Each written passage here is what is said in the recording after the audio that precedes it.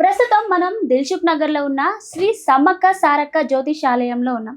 ఇక్కడ ఎలాంటి సమస్యలున్నా, ప్రేమ సమస్యలు, పెళ్లి సమస్యలు, సంతాన సమస్యలు, ఎలాంటి సమస్యలున్నా మనకి చెప్పడానికి మనతో పాటు ఉన్నారు ప్రముఖ జ్యోతిష్య పండితుడు కోయదర శ్రీనివాసరాజు గారు. మరి గురుగారితో మాట్లాడి అనేక సందేహాలను తెలుసుకుందాం.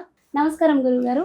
ఓం నమ శివాయ, ఓం నమ శివాయ. జై కొండదేవత అమ్మవారు పరబ్రహ్మ పరమాత్మ నమః జగతుర్తి పరయ బ్రహ్మ హరిహరాయ శ్రీ గుణాత్మమే సర్వకవతిగామి దర్శ దర్శ దత్తాతిర నమసంతిని సిద్ధి కురు కురు కురు కురు కురు స్వహ. ఓం నమ శివాయ. చెప్పు తల్లి. గురుగారు, ఈ వారంలో సింహరాశి వారికి ఎలా ఉండబోతుంది? వారు ఎటువంటి జాగ్రత్తలు తీసుకోవాలి గురుగారు? ఈ వార ఫలితాలు ఎలా ఉన్నాయంటే, సింహరాశి వాళ్ళకి, ఈ సింహరాశి వాళ్ళకి అదృష్టము, జీవితము, లలాటకము, యోగము. ఈ సింహరాశి వాళ్ళకి ఫస్ట్లో ఉండాల్సినంత కళాకృష్ణ అనేది ఈ వారంలో అనేది ఉండదు. ఎందువల్ల అంటే వీళ్ళ మీద ఉండాల్సిన కొన్ని శని దోషాలు, కొన్ని రావు కేతువ శనిగ్రహ ప్రభావము అది ఎక్కువగా ఉన్నదాని వలన వీళ్ళ మీద ఏ కార్యక్రమాన్ని అనుకుంటారో, ఏది డెవలప్మెంట్ చేయాలనుకుంటారో దాన్ని చేయలేకపోతుంటారు. కాబట్టి ఈ వారంలో వాళ్ళకి ఏ కార్యక్రమం అయినా సరే ఈ వారంలో చేయకూడదు. వచ్చే నెక్స్ట్ నెలలో, వచ్చే నెల ఆగస్టు నెల కదా, ఆగస్టు నెలలో కార్యక్రమాలని కొన్ని పూర్తి చేసుకోవాలి. ఈ నెలలో కొన్ని జాగ్రత్తగా ఉండాలి. అతి జాగ్రత్తగా ఉంటేనే వీళ్ళకి ఎదురు దెబ్బ అంటే అది తెలియని దెబ్బ.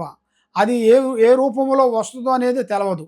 అది స్త్రీ రూపంలో నుంచి వస్తుందా, అన్నదమ్ముల్లోంచి వస్తుందా, అక్కజల్లిలో నుంచి వస్తుందా, లేకపోతే మనకి గవర్నమెంట్ నుంచి ఏమన్నా వస్తుందా, మనకి బ్యాంకి రూపంలో నుంచి ఏమన్నా వస్తుందా అనేది చెప్పలేము.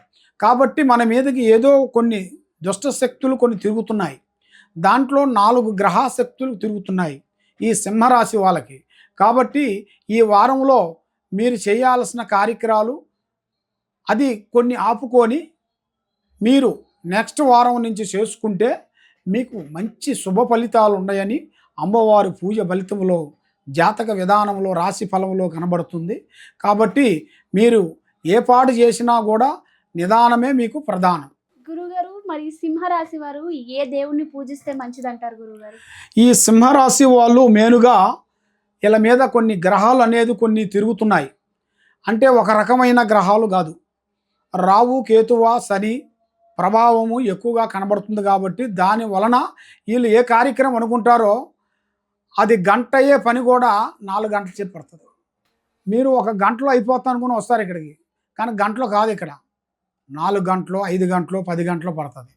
అలాగా వీళ్ళు మేనుగా వీళ్ళ మీద ఉండాల్సిన కొన్ని శనిగ్రహ ప్రవర్తన అనేది ఎక్కువగా కనబడుతుంది. కాబట్టి ఆ శని ప్రభావం అనేది వీళ్ళ మీద ఉంది. కాబట్టి మేనుగా శని మహారాజు గారికి పూజలు చేయాలి. శనేశ్వర గుడికి వెళ్ళి శని పూజలు చేస్తే శలావరికి వీళ్ళకి వాళ్ళ మీద ఉండాల్సిన కొంత నెగిటివ్ పోతుంది, మైండ్ రిలీఫ్గా ఉంటుంది, చేసే కార్యక్రమాలు అభివృద్ధి అవుతాయి. చూసారు కదండి, గురువుగారు చెప్పింది తప్పకుండా ఫాలో అవ్వండి. మీకు ఎలాంటి సందేహాలున్నా, ఎలాంటి సమస్యలున్నా ఇక్కడ ముఖం చూసే జాతకం చెప్తారంట. మరి కింద స్క్రోల్ అవుతున్న నెంబర్కి కాల్ చేయండి, గురువుగారిని సంప్రదించండి. Thank you.